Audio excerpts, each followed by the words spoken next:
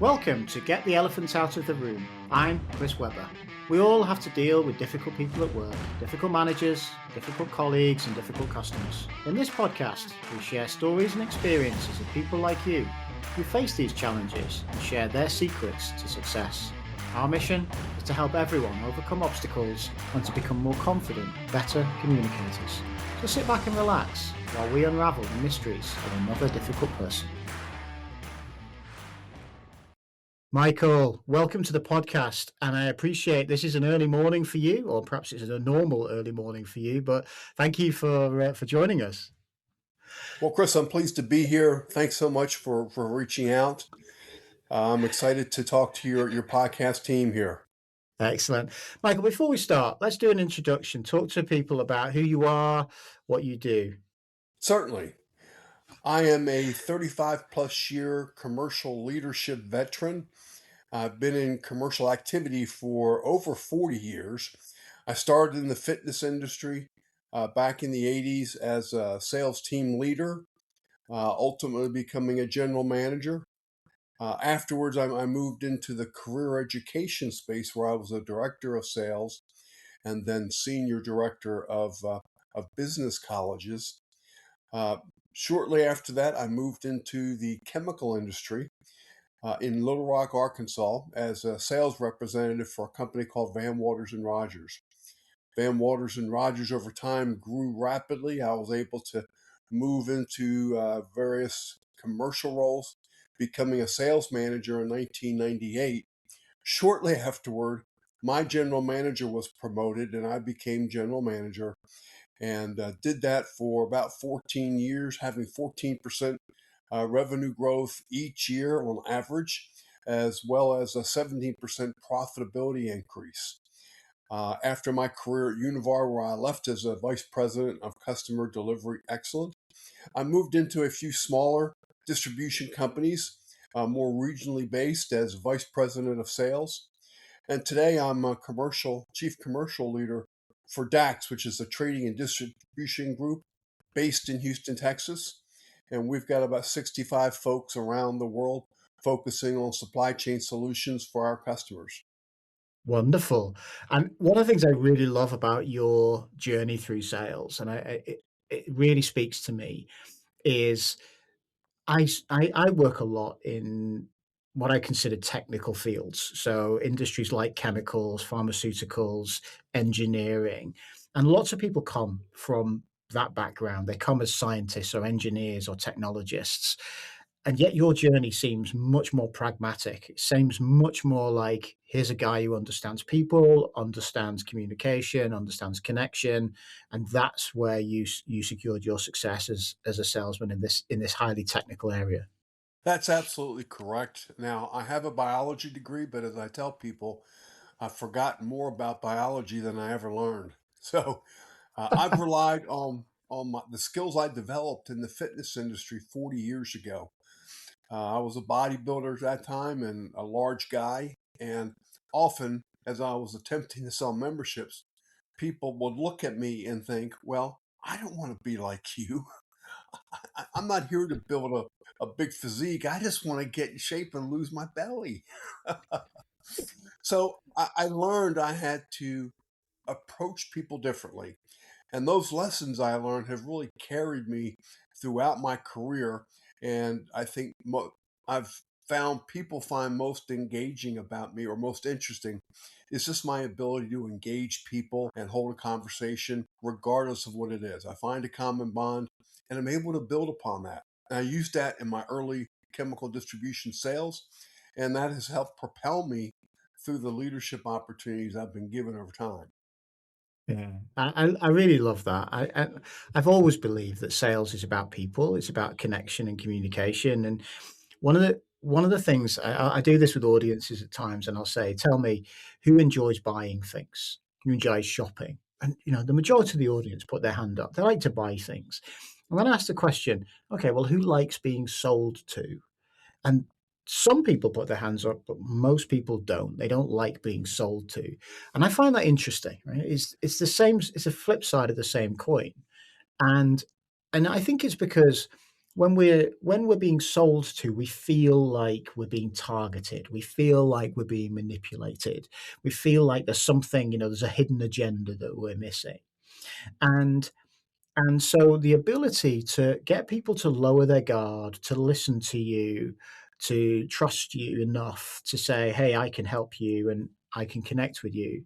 That to me is a real magic of selling. And if you're, I'm selling to people gym memberships, that's, it's genuinely where people are coming already with a sense of nervousness, as you said, right? They're coming already feeling like, I'm a bit uncomfortable being here. I don't know whether I should be here. And certainly going back into the 80s when, it wasn't the done thing necessarily.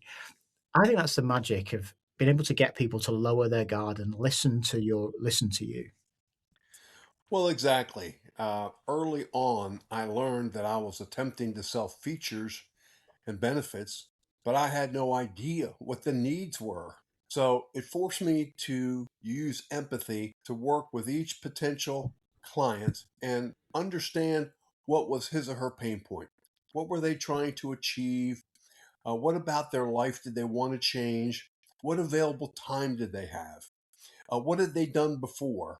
And if they could look a year down the road, what would they like to look like? Or how would they like to feel was probably a better question. Yeah. Once I understood those variables, those needs, then I was able to utilize my knowledge of the industry and the facilities that I worked in to sell the attributes that would help them achieve their goals. And it actually showed them a machine or two or a cardio machine or two, what that instruction might be like in our organization. So Yeah. once I learned how to define needs and uncover needs, then it was easy to offer the value that would get them to those objectives. Yeah. I always find it difficult when people ask me, "What's the magic words that I can say?" What's the message I can give to people that will make them want to buy? And what you've described there is a lovely way of explaining why there isn't a proposal you can make which will make people buy. You're absolutely right. I think you've got to, again, take time to understand your customers' potential needs and then work to illustrate to them how your solution will touch on being able to make that happen.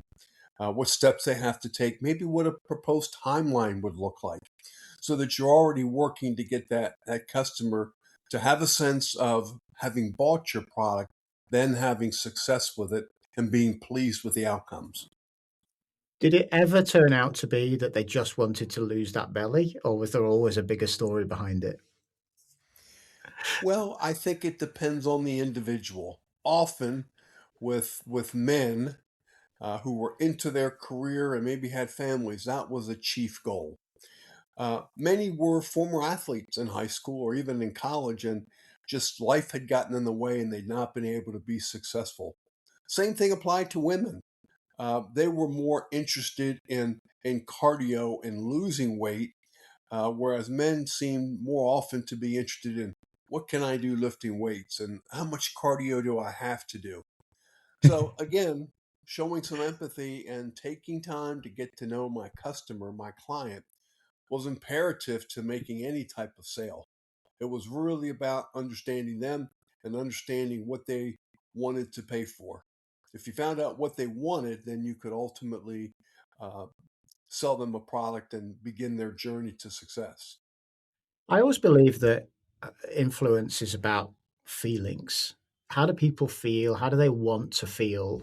And there's this sense of like towards motivation and away from motivation that people hope for success. So they want to look better. They want to be healthier. They want to be stronger in a fitness context. So, or also there's an away from. I don't want to feel stiff and sore. I don't want to be unable to pick up my children. Or there's Right. away from. Yeah, I want to be. I don't want to be unhealthy and stuff.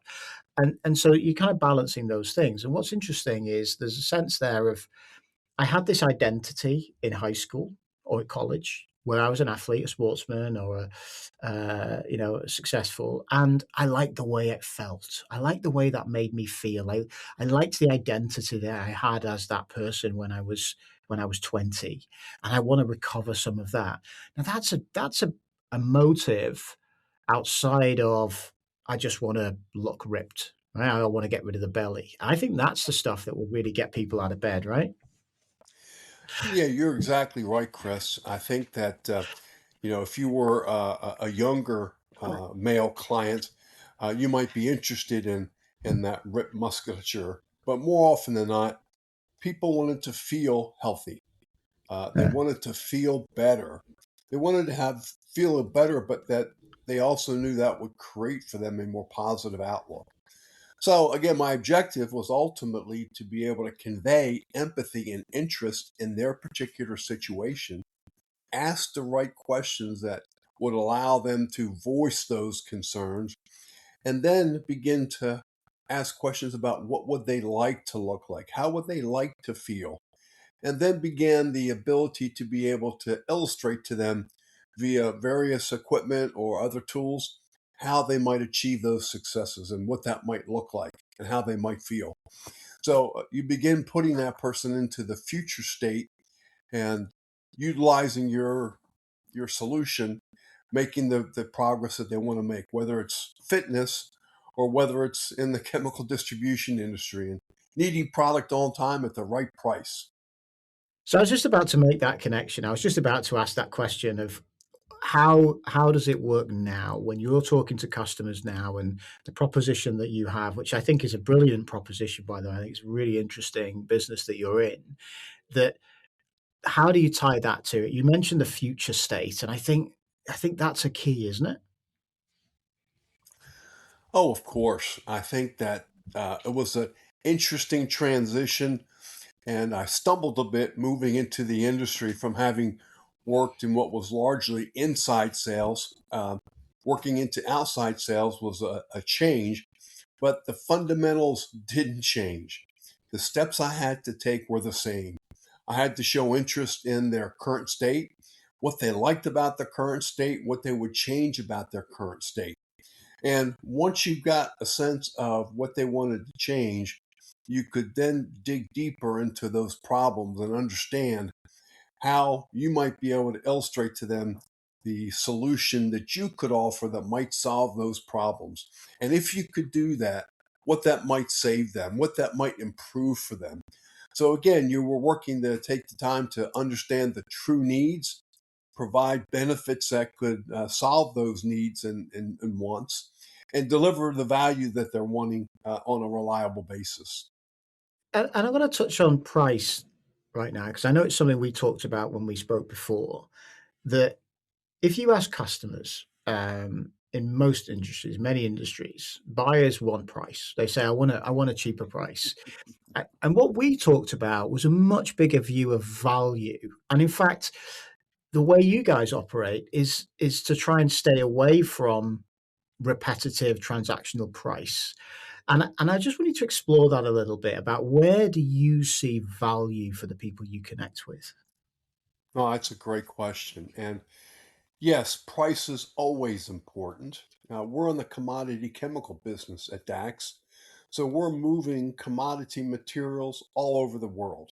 And therein lies, Chris, our value proposition in that we want to build for our customer a valuable alternative supply chain solution. If they're buying from the big guys in our space, eerily, those supply chains look very, very similar. Some of the same producers, the same rail line, trucking material into the same city, packaging that material, and then delivering it to their site on an as needed basis. Sounds relatively simple, but Because in our case, we're looking to provide that alternate solution where it's a supply position they've not experienced before. The goal was to then further fortify their current supply chain and offer them an alternative that if everything else goes wrong, our global sourcing capabilities are going to be able to offer a solution quickly. So that's what we work to do, understand those problems, understand what they're currently doing, and offering them something that can provide them confidence that we've got a backup in our supply chain. And this alternate solution can handle anywhere from 30% of our business to 60% of our business if needed. And so that's but that when we talked before, one of the things I found really interesting was that that requires you to say no to certain types of deal. The value proposition that you have means that you guys are very clear about what you will not do. Well, I would say we're probably more clear about what we can do. And Okay. as we're asking questions about their current solution, we want the particulars. And sometimes with customers, it's hard to get the particulars. They just illustrate, I need a certain price or I need your best offer. And that's where you've got to back up and take some time to build that trust and be able to uncover concerns they have with that current solution. So we always are clear about what we can do, and we steer away and illustrate to the customer that maybe what they're suggesting or wanting us to do may not be the best and most reliable and sustainable solution available to them. Yeah. Yeah. I think that takes some courage. I think lots of organizations, as they grow and as they become more successful, they get tempted by customers who say, "Can you do this? Can you do a regular contract for us where you become one of our main suppliers? We like what you do. We like how reliable you are. Can you take over that?" And you said to me that's where you feel like actually we're going in a space that's not our forte. We're not. It's not where we're really strong and really bring value, and so we avoid those kind of conversations. Well, and certainly in my experience at Univar, the company was able to acquire large customers. In fact, at one point, we had a $1 billion customer, or I should say, excuse me, let me take that back. A $100 million customer in the US that was probably $700 million to us on a global basis. And we Yeah, got into what was a cost plus scenario negotiated by our chief growth officer. And despite our best efforts, and despite the fact that the customer was largely very happy with the solution, we couldn't make a dime. We'd not calculated the expense we'd incur with some of the solutions they dictated were imperative to our relationship. So that became a very difficult situation and ended up in a not so happy breaking up, so to speak.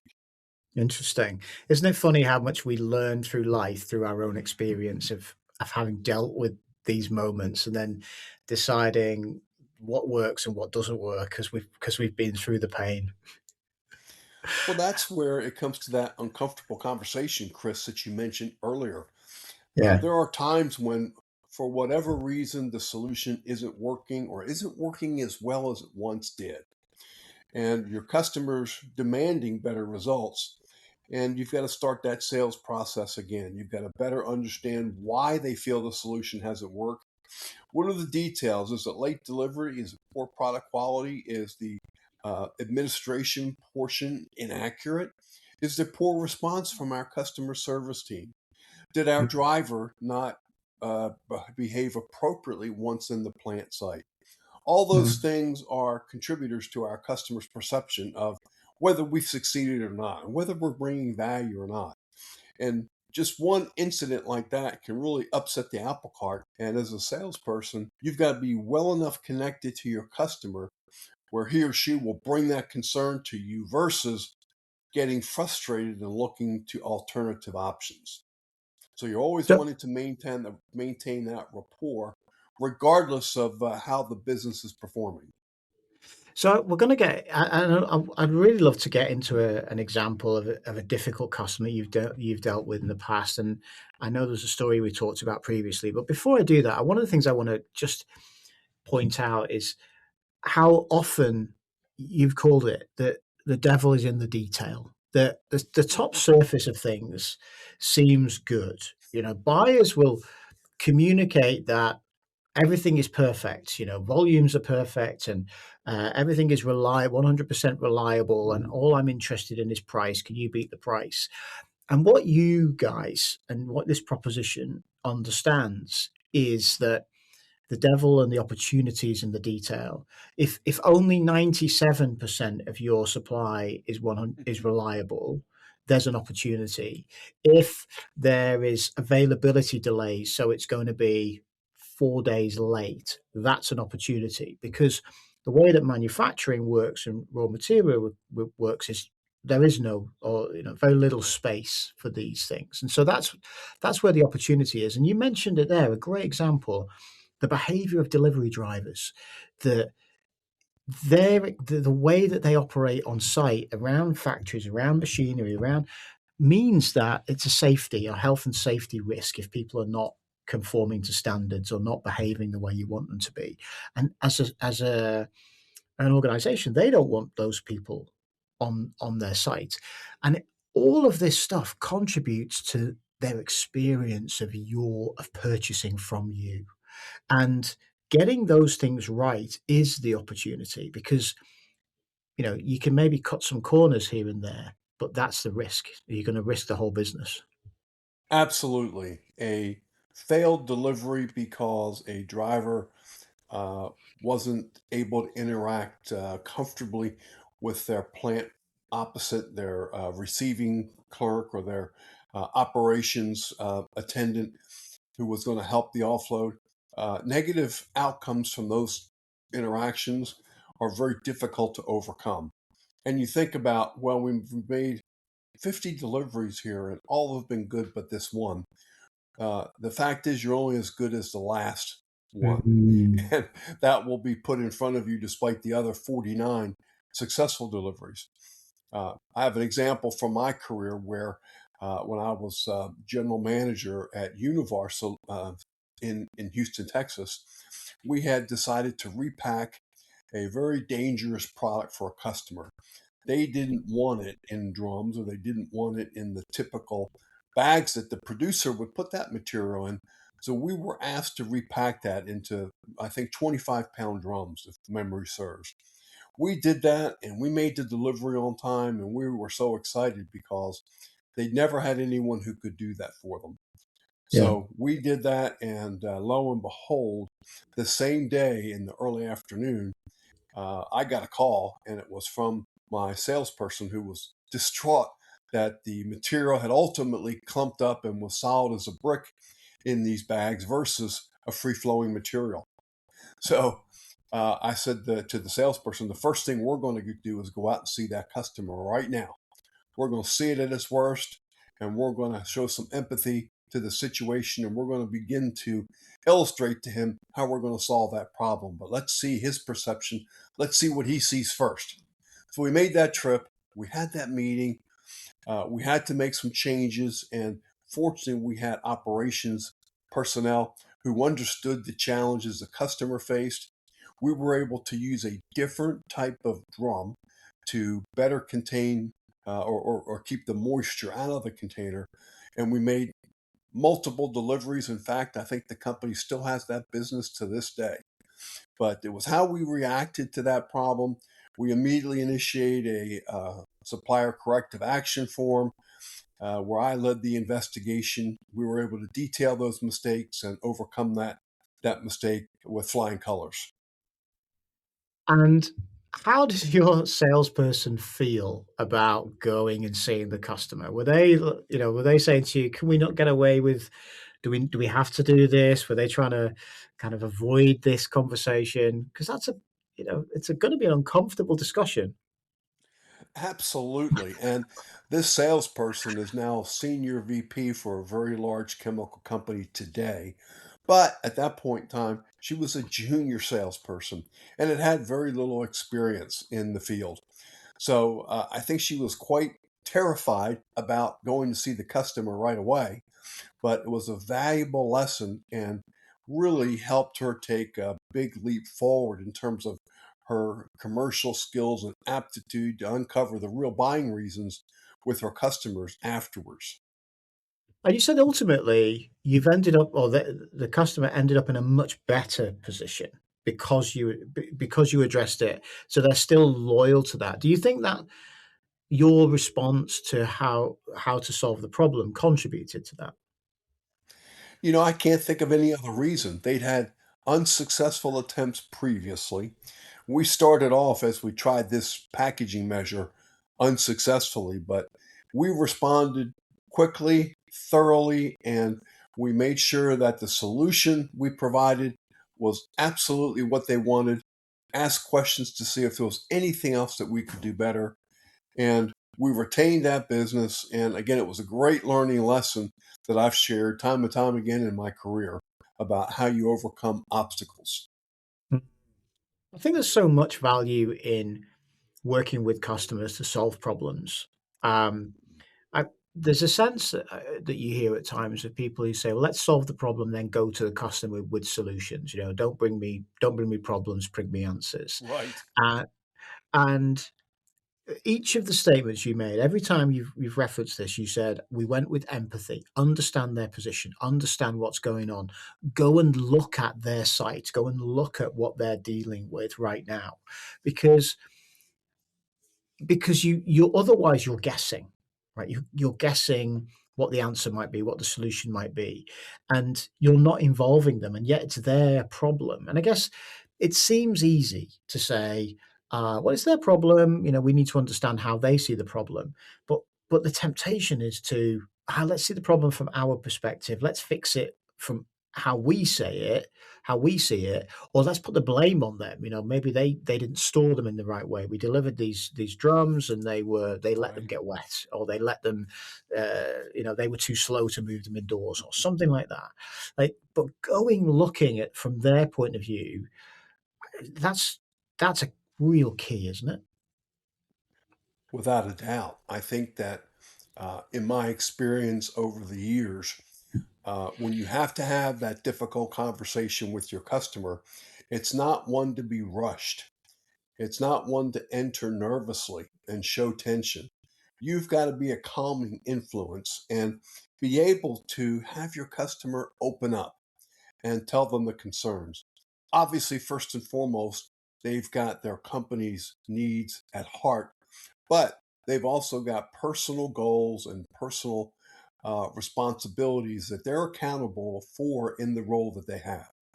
So until you've taken the time to appreciate that and understand those challenges, you'll have a difficult time having that difficult conversation and coming about with a positive resolution. So again, back to empathy. That empathy is so vital in order to be successful. And you've got to be patient. And sometimes you're going to have customers who are going to vent, and that venting might be quite uncomfortable. Oh But you've yeah. got to see your way through that in order to arrive at an amenable solution. I talk we talked about, towards and away from motivation, and, just putting ourselves going back in this customer's shoes for a second. They've struggled to find anyone to deliver this solution for them. They now found you guys. Yeah, we can do this, we can deliver it.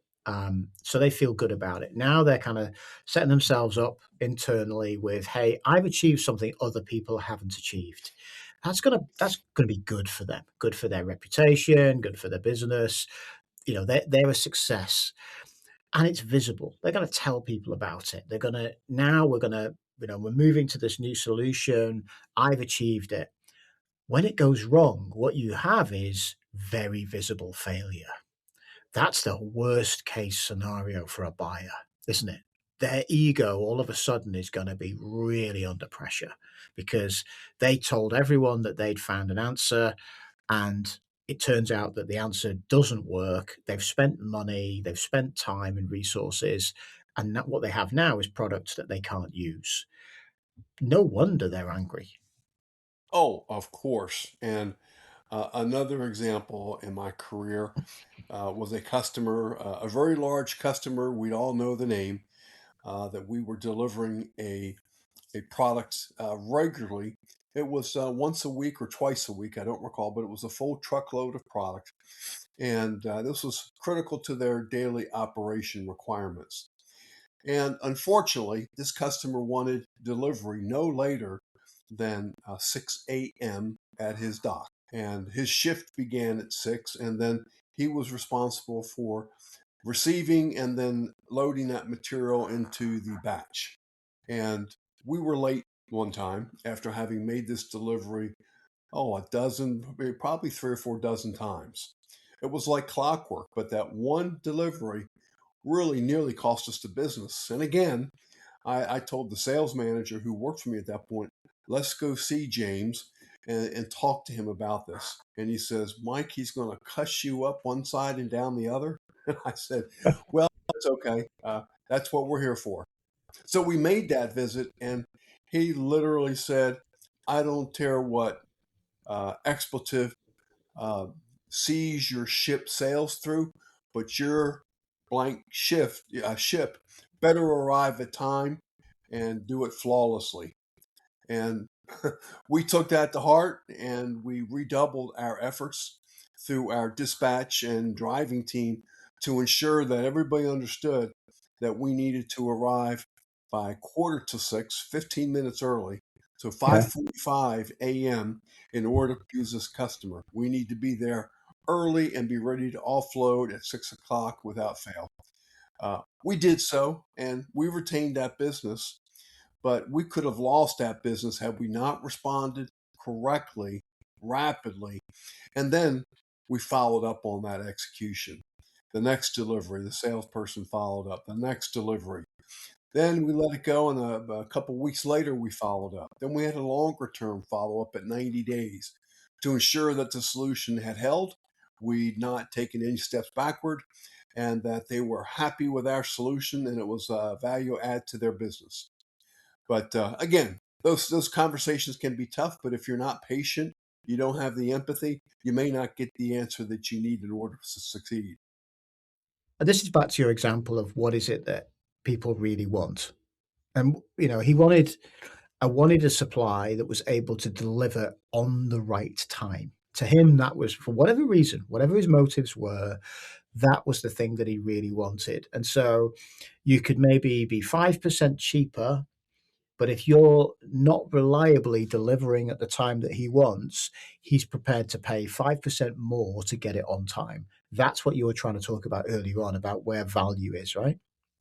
Of course. And whereas your price might be the best, and if your service isn't the best, you create problems because time is money. And when you're delivering into a major chemical, specialty chemical, petrochemical complex, their operating costs are well into the millions of dollars per day. Mm, So you interrupt production, you slow production, you cause concern with that. There's millions of dollars at stake. So mm. you're likely only to get one chance. So attention to detail, execution of those details each and every time are vital to being able to satisfy your customers' needs and retain them on a long term and hopefully strategic basis. So, Mike, I want to change the topic just slightly because you spent a lot of your career in leadership roles, managing teams, managing businesses. Um, you talked a lot about customer empathy and patience in this episode so far. Do you apply the same principles to running your teams, or is there another layer that you need to add in when you're working with colleagues rather than customers? Some of the fundamentals are exactly the same. No two salespeople or no two operations folks are the same. They may have the same job description. Their jobs may be very similar in what they do, but at the end of the day, they're all different people. And you've got to find what's important to them. So building relationships with your team and direct reports and those beneath them is vital to your success. Hmm. I think it's important that you take the time to help them understand that you're interested in their career success, short and long term. And that may be with your company, maybe something changes and they need to move on to something else. But your objective is to make them the best possible performer you can, so that that benefits the company, but also develops talent because success is always about succession and identifying people who can take the next step when the opportunity presents itself. So, yeah, I think some of those same principles are absolutely required if you're going to be a successful leader of any team on a long term basis. And so you've always seen your people as the resource that you're utilizing, right? So your attitude to them is that they are I invest in this resource and it will repay me. If I build their capability, build their confidence, build their trust in me, they'll pay us back. So you have a very sounds like you have a very kind of investing type approach to the team. Well, I would describe my leadership style as that of a servant leader. I want to be able to help people overcome obstacles, address their performance shortcomings and weaknesses, while also applauding the successes and improvement that they make. So you've got to be able to have developed trust and a strong rapport, and you've got to show interest. Showing interest in uh, his or her spouse and children they have, and the little league game their child played, or whatever circumstance it is in their life, showing that bit of interest builds that rapport and builds that openness and communication where you can talk about the good things, but you can also um, patiently and confidently address the shortcomings and weaknesses and agree to a plan for improvement. That sounds to me very much like the agenda of what's really important to the customer, because customer will tell you the most important thing is price, but really what's under the skin of this, right? And we talked about that already, and finding what else matters to them.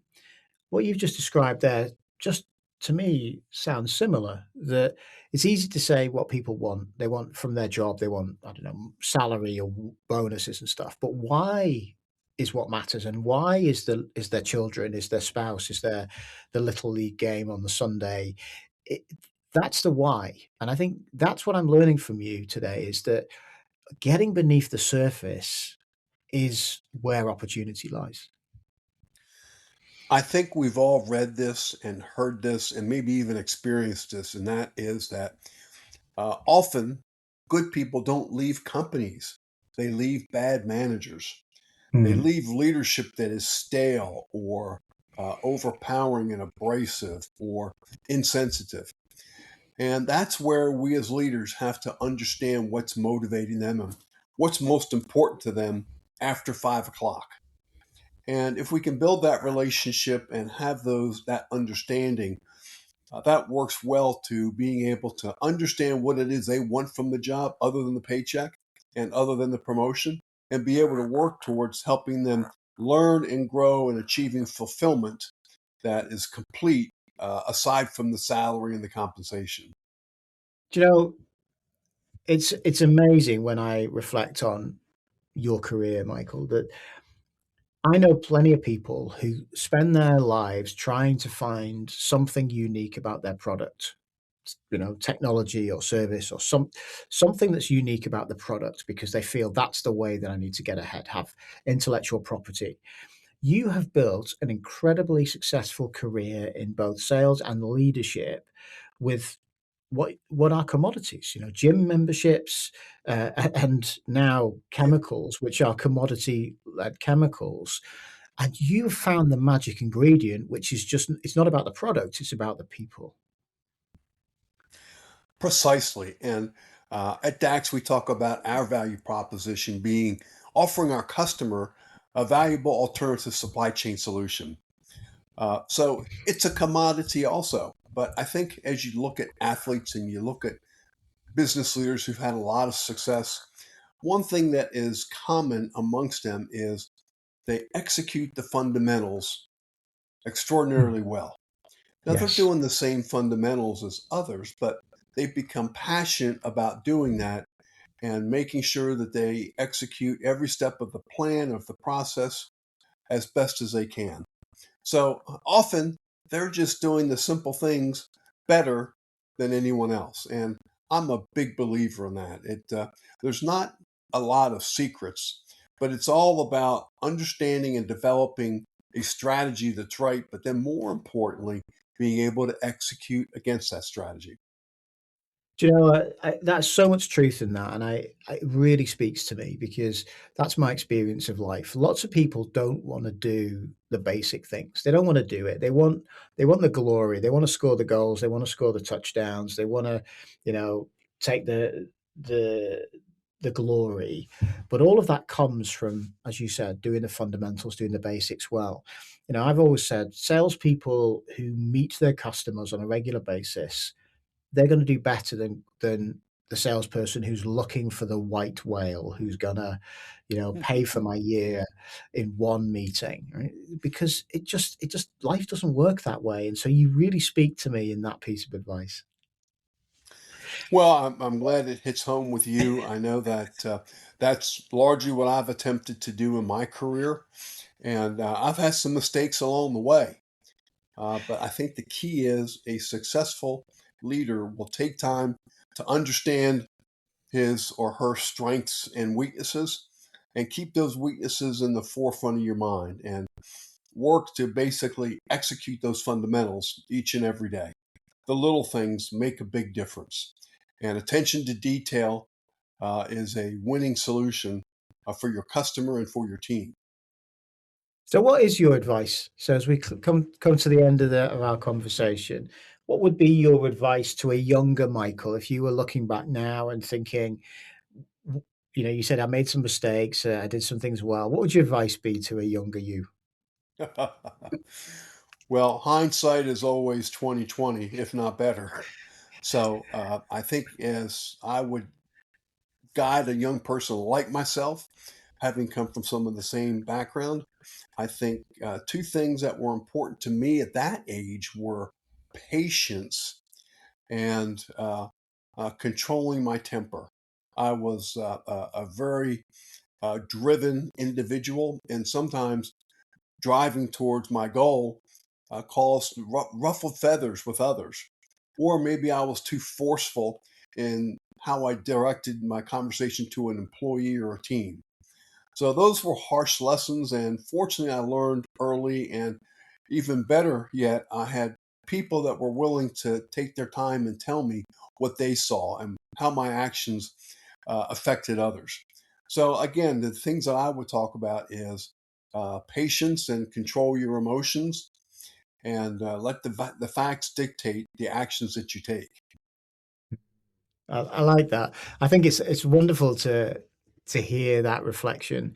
I always think it's a difficult question, but I like asking the question, what would I say to my younger self?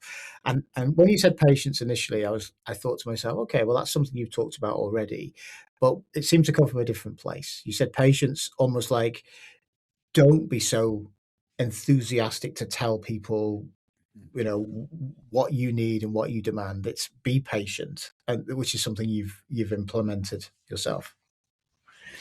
Yeah, absolutely. I learned a lesson even during my time at Univar. I had a very good sales professional who worked for me, and we were friends outside of work. And aside from that, because we had that relationship and I was helping her with her career, she was brutally honest. She told me one day that, Mike, you're really serious. And I said, really? Really? How serious? And she said, well, sometimes you get so laser focused that you're unable to listen to some of the issues and concerns and problems we have. And that was a real eye opener because I'd been successful with what I thought was empathetic leadership, but I had exhibited times where I deviated from that behavior. And it was a real eye opener in my career to listen to those people and to better understand. Some people may experience that, but not have the time or courage to say something to me. So I really Yeah. needed to take that to heart. So that was another great learning lesson from a talented team member, who went on to do other things very well. And that was advice that I still think about to this day. It's three examples you've shared today that I really appreciate, and they connect back to the same thing: being prepared to face into difficult moments and difficult conversations, listening to customers who are unhappy, listening to team members give you feedback that you don't necessarily want to hear. But those have been moments where you've learned a lot, where you've developed a lot, and where you've created connections that have become long lasting and powerful. And I just think it shows the importance and the courage of listening to things that we might not want to hear. Yeah, I'll give you one other example. That's a short one, Chris. When I was a general manager at Univar and would address big groups, uh, often I wanted to invoke some conversation. I wanted to provoke questions. And ironically, one of the best people who would open the conversation when I gave large meetings was my receptionist. And she was responsible at that point in time for greeting people that came in the door, which was largely vendors and suppliers, some customers, but then also answering the phones at that point in time and transferring the calls. But she had that empathy for the business and for her role, and she would often help lead conversations. So uh, that was just an example of me taking time to learn all my employees' needs and really trying to connect with all of them. So it was a great example, and it really taught me I need to pay attention to everyone because even the lowliest janitor or a receptionist cares about the business and wants to know how they can continue to grow as well. Wonderful example. Michael, I've learned a lot from this conversation. I appreciate you sharing it, and I'm sure the audience will also agree. Thank you for sharing the stories and sharing your time. It's been a wonderful conversation. It's been an absolute pleasure, Chris. I appreciate the opportunity and wish you and the team continued success. And I'll keep listening myself to your podcast. Thank you so much. My pleasure. My pleasure. Thanks for listening. I hope you took away some useful insights.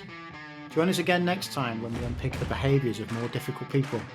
Until then, take care and see you soon.